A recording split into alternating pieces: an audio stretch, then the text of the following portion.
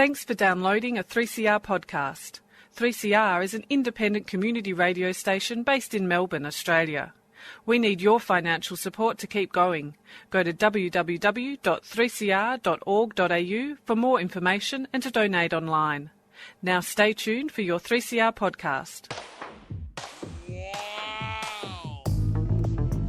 But you also had people that were very fine people on both sides. And the aliens would mind meld and give them the technology. They're bad aliens. So are you surprised that Nazis were influenced by demons? No, if demons are real, I would definitely think they'd be on the side of the Nazis. Yeah. McDonald's is connected to the Clintons. They chop up the bodies and put them into the sausage and hamburgers. People are being cannibalized. Look it up. And I'm watching CNN talk about this as violent white nationalist protests. We have done everything in our power to keep this peaceful, you know? It's Pepe's become kind of a symbol. Welcome to Yeah Nah Pasaran, a show about fascism and its gravediggers. I'm Cam Smith. I'm Andy Fleming. And this week we are joined by Paris Marx, the host of the must-listen podcast, Tech Won't Save Us. Thanks for joining us, Paris. Absolutely. Thanks for having me on the show. Now, of course, tech can save us. If we were just to program a computer to identify and then destroy the greatest threat to humanity, everything would be fine. But leaving that aside, why did you start the podcast, Tech Won't Save Us? Yeah, it's a good question, right? I would say for a few reasons. One, I started it in April of 2020, so we were early in the pandemic. I wasn't seeing a ton of people, and I figured it was a good opportunity to have some interesting conversations at a moment where people were feeling pretty disconnected. And then on top of that, looking at the tech media space and podcasting in particular, it felt like there was a lot of boosterism around technology, not enough critical perspective. And that was even worse in the podcasting space that was dominated with kind of boosterish tech news shows and VC podcasts and things like that. And so I felt that there was an opportunity to do something a little bit different. And so that's why I started Tech Won't Save Us, to start digging into the aspects of the tech industry that maybe a lot of the more mainstream tech press and certainly the people who are promoting the industry are not talking about so much.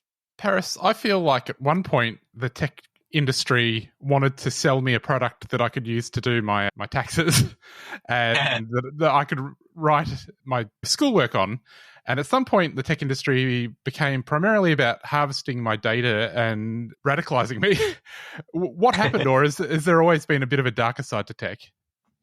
Absolutely. Yeah, I would say it's definitely always been there. I think they just benefited a lot from a bit of a narrative that suggested that they were a different kind of capitalism, right? A different kind of industry than what we had seen previously. And I think part of that was simply because at the time they were smaller, right? They were not the dominant monopolistic companies that we see today, but were smaller companies trying to grow, trying to start up. And the downsides of these businesses were not as obviously apparent to us, right? It took time as they grew, as we started to get a better understanding of how they worked, for us to come to that realization. And unfortunately, we came to it a little bit late, I would argue. And I would say in particular, there were people speaking out about these things and calling these things out from the early days of these companies. But for the large part, the media that reported on them often didn't want to hear about it or weren't very interested in it. And on top of that, a lot of our governments wanted to promote the notion of like growing these companies in this industry, because it was in their interests as well, right? To see these companies grow, to see them be valued immensely, to see them have huge initial public offerings. This is all kind of good for the economy in a certain sense. And especially after the 2008 financial crisis, there was a lot of desire to promote this industry as the way to create like jobs and growth in the future. And so the one final thing I would say there is, you talked about the data aspect of this.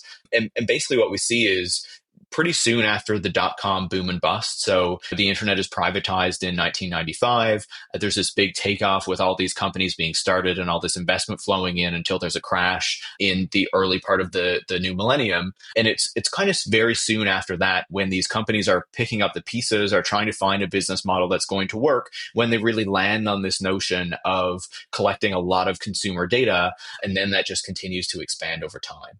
Paris, in the beginnings of the internet and the web, it was often viewed as being a kind of digital commons, or a place where various publics could engage in all sorts of activities which weren't aimed at realising capital gains. Do you think that dream still exists? Is it still possible to reclaim the digital commons? It's a really good question. And I'm maybe a bit torn on what the answer is there. And I want to say yes to a certain degree, but maybe I would also question whether it really looks like the vision that we were kind of sold in the 1990s of what that might look like, right? Which I would say was quite a libertarian vision that was very idealistic and maybe even not fully reflective of what was happening in the moment, right? Because even as we had this notion of like a digital commons, part of that comes out of the fact that the internet was just being privatized. If you look at the early 90s, that's in a time when commercialization is really just starting. The internet itself, as I said, was privatized in 95. And then you have these companies really starting to take off in the latter part of the 1990s. But even then, a lot of those companies were kind of infrastructure companies and kind of building out the network.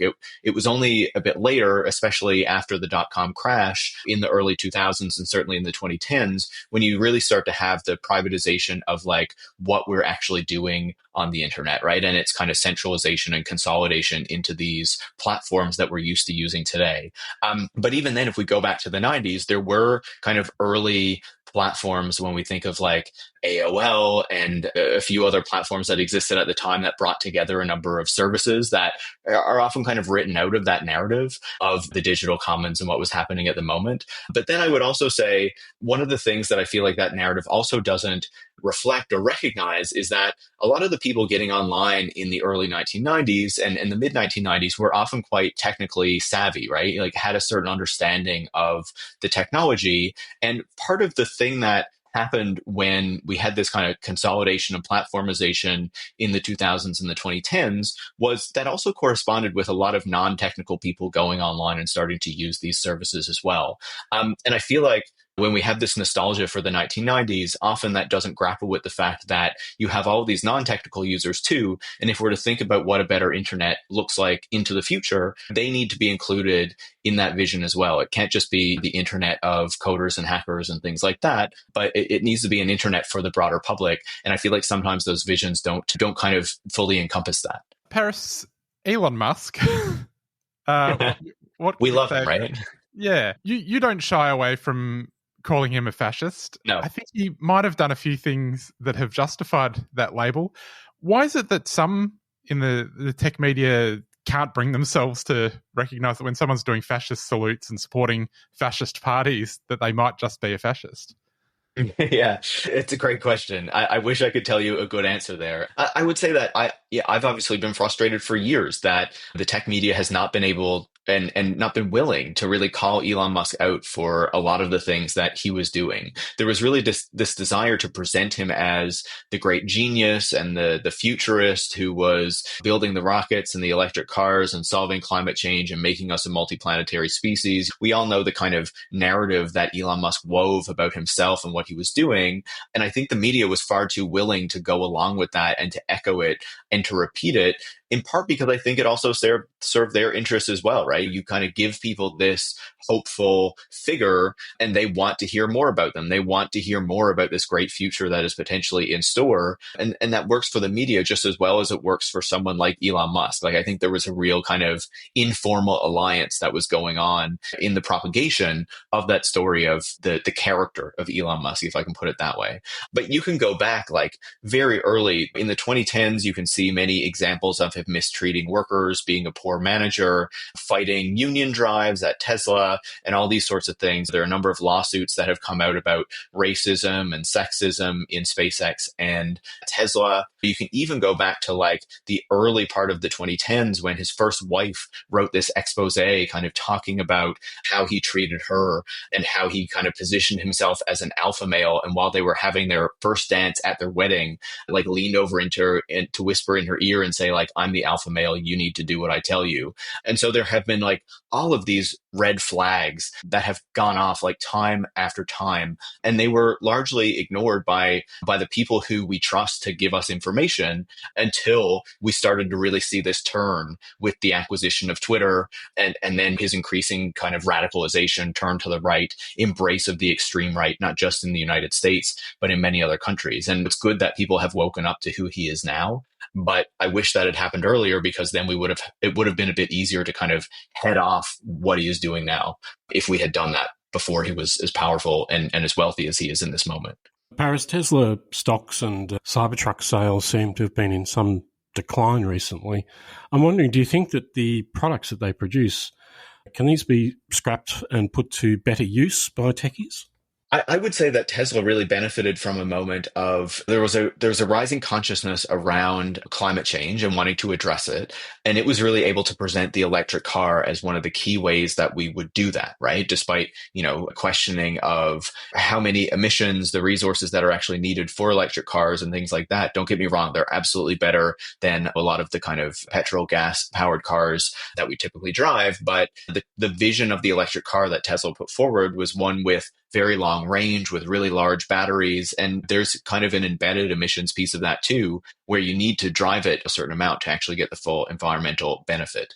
I think what we see at the moment is, on one part, yes, a turn against Tesla because of Elon Musk, right? And because of his politics and because of the things that he is doing, because of the way that he is kind of wielding the Doge organization to tear apart the US government, but also engaging in the politics of other countries to try to push them more to the right as well. So we're seeing that piece of it. But I also think that there is a growing realization that Tesla has not been able to keep up with a lot of the competition, both on the side of delivering new products, delivering higher quality products. Tesla's quality control is notoriously bad and has remained so even as it's continued to grow. So we're seeing these reductions in sales at the moment at Tesla, not just in the United States, but in many different parts of the world, Australia included, because of the political aspect of this.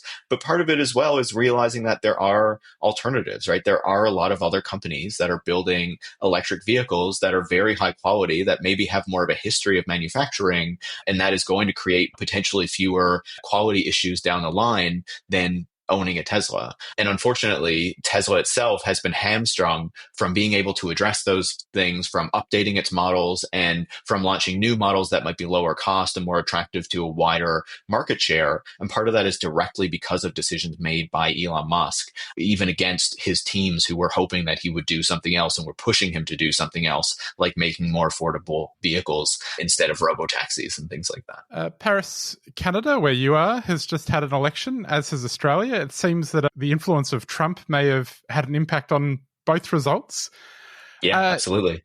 In the Australian election, one feature was the use of brain rot AI images and videos by various political parties. I was wondering if that happened in the Canadian election at all as well. Yeah, it absolutely did. There was some reporting, in particular in the Financial Times, but I believe some other outlets reported on it as well, about the kind of amount of AI-generated misinformation, in particular targeting the Liberals and Mark Carney's campaign, that were spreading on platforms like Facebook and Twitter.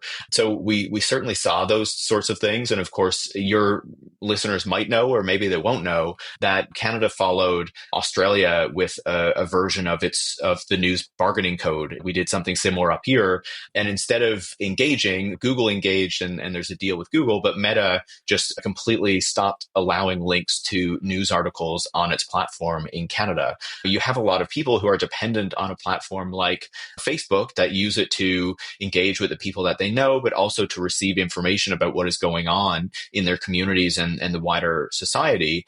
And legitimate news sources are basically excluded from what is being shared there. And so it really leaves it open to a lot of misinformation, including AI generated stuff, being pushed by politically motivated groups, right? And that obviously has an impact on not just how people perceive the politics and what is going on, but like the general reality of what is happening in their communities. And then, of course, if you look at X, or formerly Twitter, we know that Elon Musk has made explicit changes to that platform over the past few years to further boost kind of right-wing content, often kind of conspiratorial sort of stuff. And so that has obviously had an effect. What degree of effect it has really had, like what degree it actually shifted votes or things like that, I think is much more difficult to say, because obviously, like you said, the Liberals in Canada, which are our kind of centrist party, won almost a majority and had this real kind of turnaround in a similar way as the Australian Labor Party did during your election down there. Paris, you've also commented on other policies, including age restrictions on social media, so-called. Why do you think that that's inappropriate, and how Do you think that these sorts of platforms that are spreading all kinds of interesting information could be better regulated? How can that be addressed? Yeah, thanks for asking that, because I think it's a really important conversation. And I do kind of applaud regulators in Australia for trying to make moves on it and doing investigations here and trying to advance these conversations. But personally, I think that the under 16 social media ban is the wrong way to approach it. I don't think it gets to really the core of the problem that it seems like it was trying to be addressed by these types of policies, but also that if we're serious about trying to take on these issues, that we should be wanting to take on, right? And I saw recently that New Zealand looks to be following in Australia's footsteps on this. I don't know if the discussions are occurring in Canada, but we have also been having discussions about, how to better regulate online spaces and whatnot. And so I think I would say this, right, is I definitely understand that people are concerned about the way that young people are using these platforms, and in particular, how these platforms are being irresponsibly governed by the people who own them. And that has effect on the people who use them, in particular, young people. But I would say that, like we've been talking about, it's not just young people who are encountering this kind of misinformation and conspiratorial content and what have you, but there are a whole load of people who are also encountering similar things. And so I think if we were serious about addressing it, it wouldn't just be if you're under 16, you have no access to the platforms. And if you're over 16, then you can still interact with and still be kind of consuming all of this content that is pushed at you by these algorithms on these platforms to increase engagement and to try to increase the ad profits of Facebook or Twitter X or what have you. I think we would instead look much more deeply at the way these platforms are designed, the way that the algorithms are serving up information to people, to try to change these incentives that are really causing the problems and are really encouraging the dissemination of this kind of information in the first place. And that is a more difficult challenge. I know it is something that I believe the e-safety commissioner has been looking at. So it's not like this is completely off the radar. But I think that instead of saying, we're just concerned about what this means for under 16s and over 16s, it's like, okay, everything is still going to work as it is.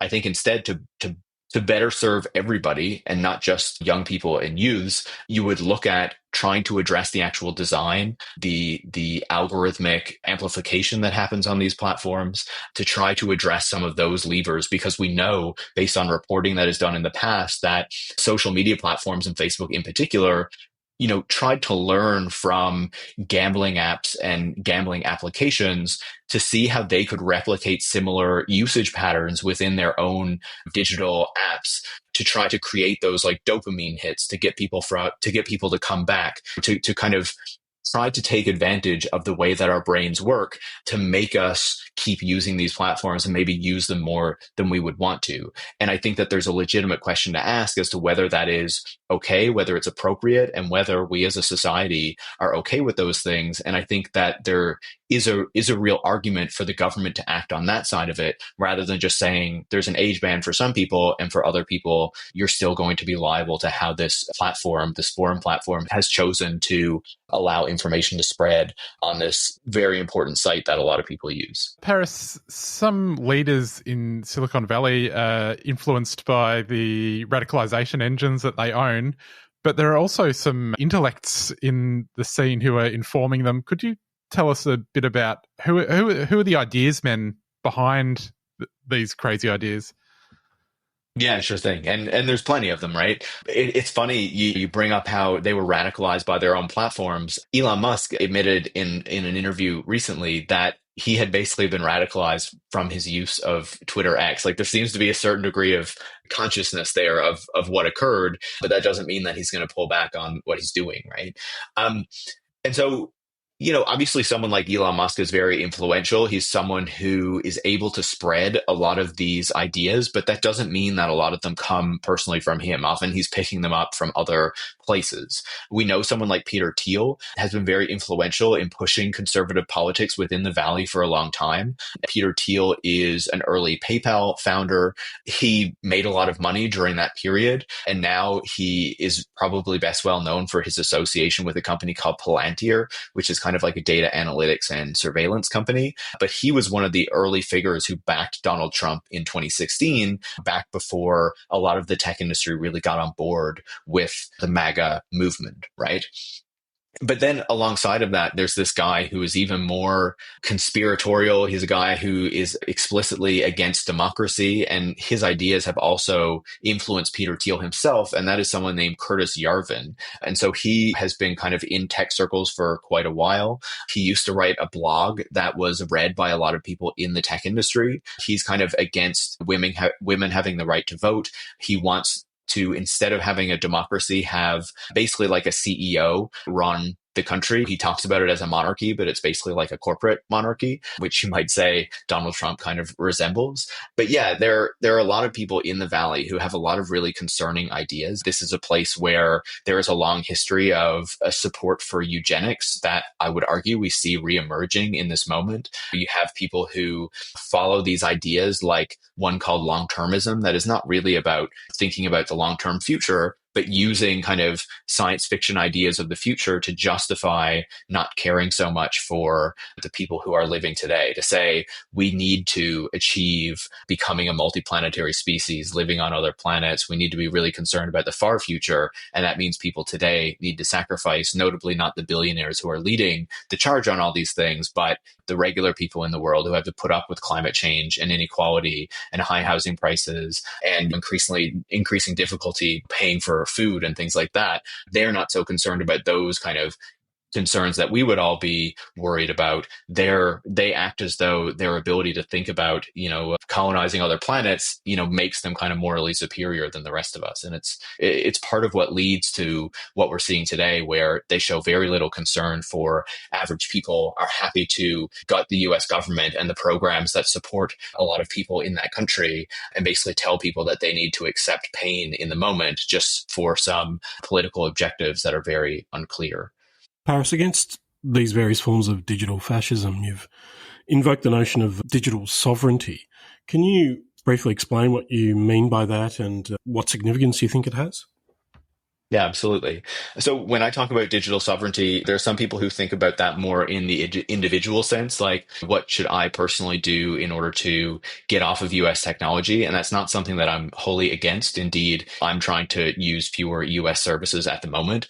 But when I make that argument, what I'm talking about more is our governments, right? And our countries making sure that we're not as dependent on these US technologies and these US tech companies in particular, and starting to develop more domestic capacity to create technology in a way that is quite different from what we see in Silicon Valley. And in particular, that is kind of questioning this model that Silicon Valley was built on, where technology needs to create as much value as possible, needs to allow the creation of this kind of monopolistic entity, needs to be able to create a public company that's going to have this massive benefit for investors and shareholders. But rather, I would say, I think we need to get back to thinking about technology in the public interest, right? And recognizing that we can create public and nonprofit agencies to actually create technologies that respond to the needs of the broader public, that are not created to turn a profit, but are just thinking about how technology can be used in order to enhance the lives of regular people in our societies. And the resources for that have to come from government, right? Because it's government that actually has the resources to put into those sorts of tools. Yes, open source projects are fantastic. There's a really important need for them. But for something like that to really scale up, to be able to actually serve like a whole country's population or something, that is where you need the resources that government can provide to enable that, right? And I think that we made a fundamentally wrong decision in the 1990s and early 2000s, countries like Canada and Australia and Europe and many other countries around the world, in basically saying that, okay, these US tech companies are going global. They are dominating our markets. Our domestic tech companies often can't compete. We are not going to step in to try to protect them, to, allow domestic capacity to develop in a way that China has very successfully done because it did protect its market. Rather, we are going to allow these tech companies to just run roughshod over our economies and dominate this really key sector of our economy and our society. I think that that was a fundamental flaw. I think we're finally getting to the point where our governments and our societies are recognizing that and are now trying to grapple with what is necessary in order to address it. And I think part of that, of course, comes with that investment from government. But if we think about Canada, countries like Canada and Australia, I think that also means cooperation, right? Working together to kind of pool our resources to develop something different, and really keeping at the center of that this notion that we're not trying to create another Silicon Valley on this financialized model of tech development that has dominated the past 3 decades, but really moving away from that and thinking about what public interest technology looks like, technology that serves the broader public, that serves regular people, instead of just being there to serve shareholders and corporate power. Paris, there's been a lot of talk about AI and seemingly incredibly vast investments in this thing they call AI. However, it doesn't seem to be realizing its potential in terms of its profitability. What do you make of the situation currently? And do you think that really this is a technological dead end, or do you think that it can be the corpse of AI, so to speak, can be revived and start creating real value for its owners? Yeah. How would I put this? Let's see. I think it's a really important question, right? Because I think for the past few years, we've been basically told that AI is the next big thing, that it's going to change absolutely everything. But these tools still seem to have significant problems. There was reporting just in the New York Times last week that, these AI chatbots still have really high levels of what the industry calls hallucinations, which basically means they're giving out more false information. And actually, the models that companies like OpenAI have been releasing more recently have even higher rates of hallucinations than they had in the past. So this problem is getting worse and not better.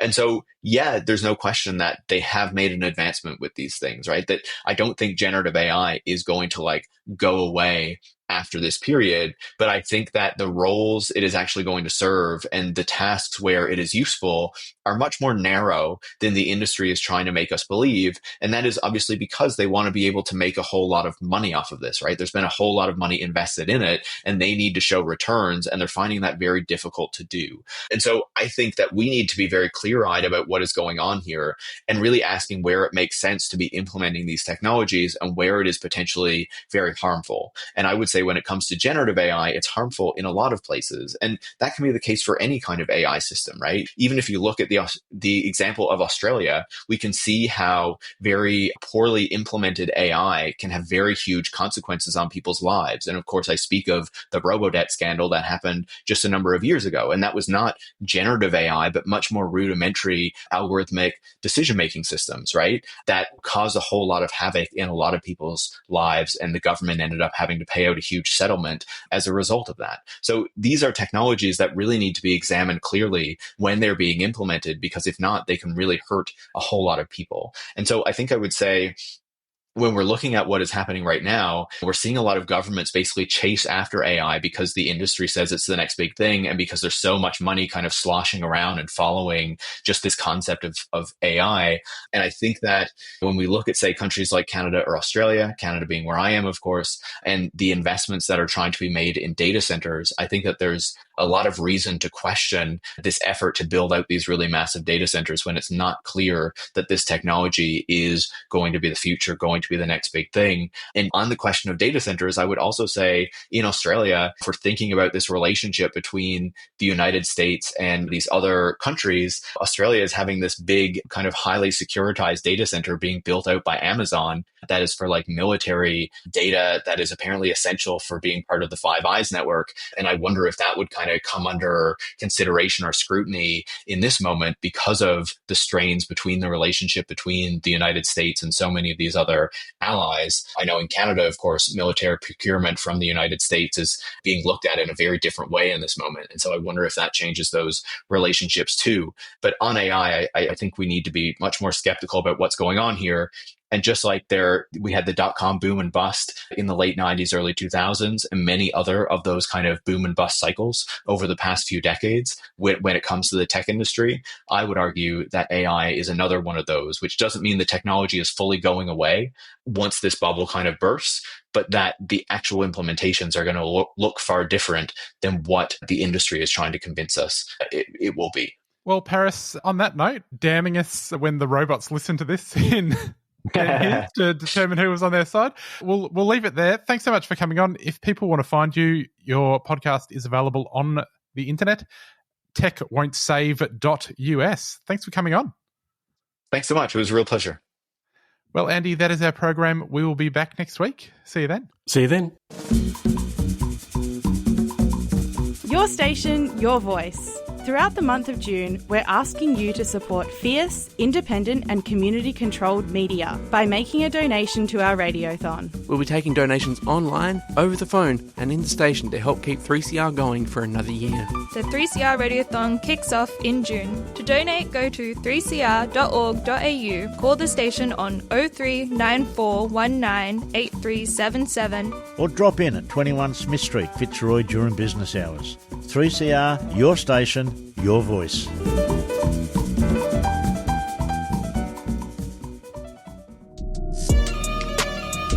Come along to the Darebin Intercultural Centre on Wednesday 21st of May for our Cultural Diversity Oration. Enjoy a talk by UNESCO Chair for Comparative Research on Cultural Diversity and Social Justice, Fedi Mansouri, followed by a Q&A session facilitated by comedian and MC Diana Nguyen. The Q&A will be followed by live music and light snacks. The oration will form part of the IC Nights monthly series. For more information, visit darebin.vic.gov.au/intercultural-centre, a 3CR supporter.